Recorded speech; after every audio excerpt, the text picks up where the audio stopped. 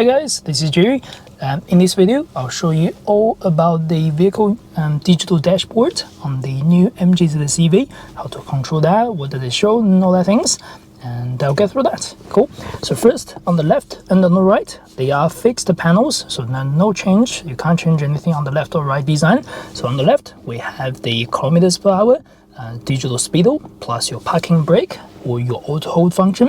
On the right, we get percentage power, so from all the way from minus to 100%. So if your percentage power is in minus, that means the vehicle is using the regenerative braking. And if you're on top, that means you are going accelerating, you are using a particular percentage power basically. And then this is the digital panel in the center. We have the speed information display on the top, and also the seatbelt warning. On the right bottom, we have the ready sign. As long as the ready sign is engaged, that means that our vehicle motor is switched on and the vehicle is ready to drive.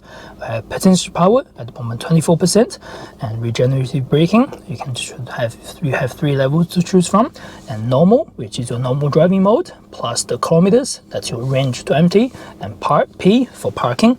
And this is the particular screen that will allow you to see actually left and right to change your display. So we're gonna go right. So going left and right, go to different menus.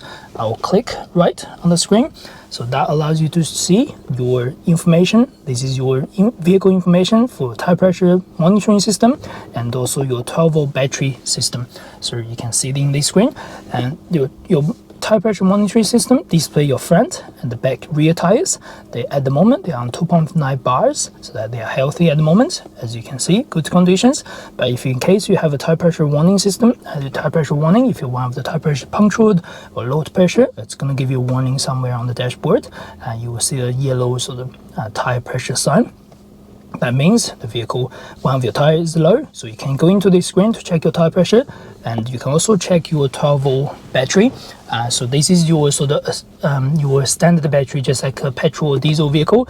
So in case your battery level is low, for example, under maybe 9 voltage, stuff like that, you need to charge your battery or run the vehicle, or potentially replace the battery after checking it. And then we go right. That's your settings screen. So the settings screen, as you can change your brightness and speed limit alert. So brightness setting, you can simply click OK to go low or high or medium, which is up to you. And once you confirm that, just press OK. That will basically engage your brightness level. Next one, we have the speed limit alert. So this function is very different from your speed limit control and information like that. So you can manually choose your speed limit alert. What that means is when you go past your start speed limit, for example, this time is 110, the vehicle give you a small warning sound on the top. So you can change that by going OK and keep going up or down to change to 120 if you like, or 100, whichever you like. This is totally up to you. And then we keep going right, just on here, and the first screen on the left is your vehicle information screen. So in the vehicle information screen, we have a lot of information. On the left, we have the motor speed. So that means the motor is running. And at the moment, the RPM, there's 0 RPM. That means the motor is on, but it's not driving you or driving the force or anything like that. You can see the voltage, or you can see the current, and then you have the display on the top right.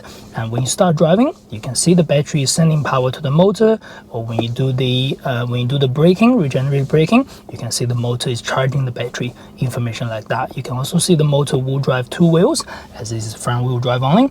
So yeah, those information on the top over there. On the right bottom, we have the odometer. So that shows you odometer of the vehicle. This vehicle has got just over 800 kilometers.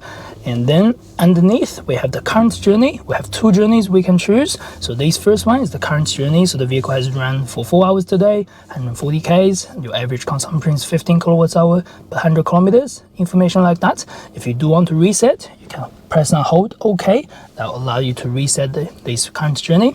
Otherwise, you can see the dots on the right. That allows you to go to the second journey. That's your accumulated total journey. So in case you have another journey, you can reset and whole reset. So that have 2 journeys you can do basically. Again, same thing. If you do want to reset this, press and hold OK. That allows you to reset. So for example, I want to reset the current journey. I'll just press and hold OK. And they are all set at 0 basically. That's how that works.